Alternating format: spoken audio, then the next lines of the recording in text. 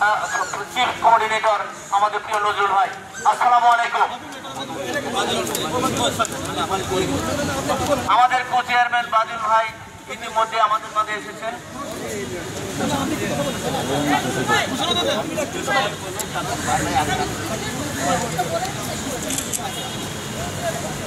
প্রিয় সহকর্মী এবং সাংবাদিক বন্ধুগণ, আপনারা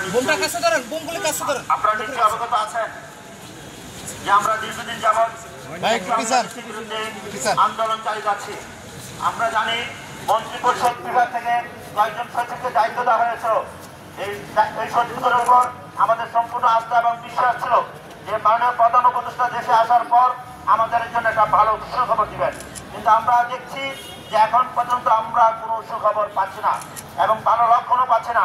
আমি আপনাদের মাধ্যমে জেনে দিতে চাই, মাননীয় অর্থ উপদেষ্টা আপনি যেই কারণে এই কালো অধ্যাদেশ জারি করার উদ্যোগ নিয়েছিলেন এনবিআরকে নিয়ে, সেই এনবিআর আন্দোলনের কারণে আপনি এনবিআর সেই বিষয়গুলো স্থগিত করেছেন, কিন্তু সচিবালয়ের মতন একটা স্পর্শকাতর এরিয়ায় এবং সারা বাংলাদেশে 18 লক্ষ কর্মচারী ভাগ্য নিয়ে যে কালো অধ্যাদেশ করা হয়েছে, সেই অধ্যাদেশটা কেন এখন বাতিল করা হচ্ছে না?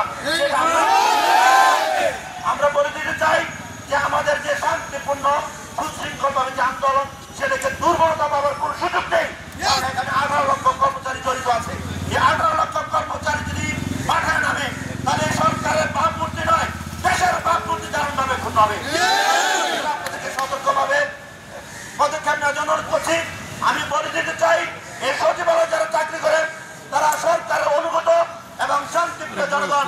আমরা কঠোর কর্মসূচি না দিয়ে শান্তিপূর্ণভাবে স্মারকলিপি দিয়ে যাচ্ছি। এই স্মারকলিপির পরও যদি আপনাদের কানে এই মেসেজগুলো না যায়, এই মাস্টার অর্ডিন্যান্সকে যদি আপনি এই সরকার আমলে অন্তর্বর্তীকালীন সরকার আমলে চাপিয়ে দিতে চান, তাহলে এটা বোকার সরকার পাস করবেন।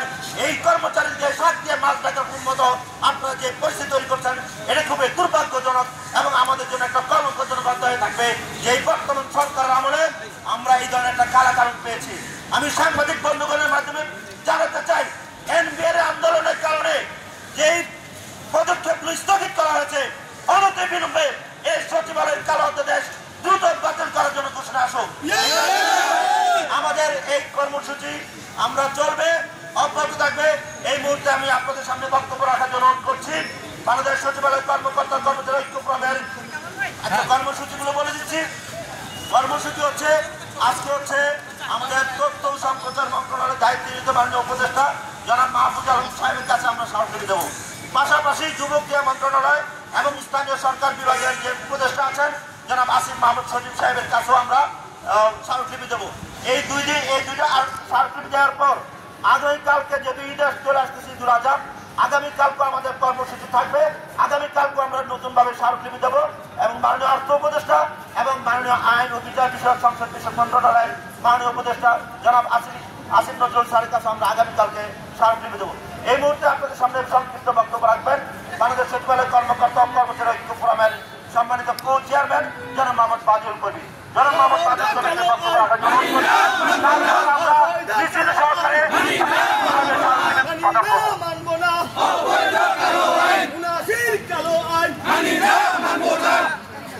ভাই আর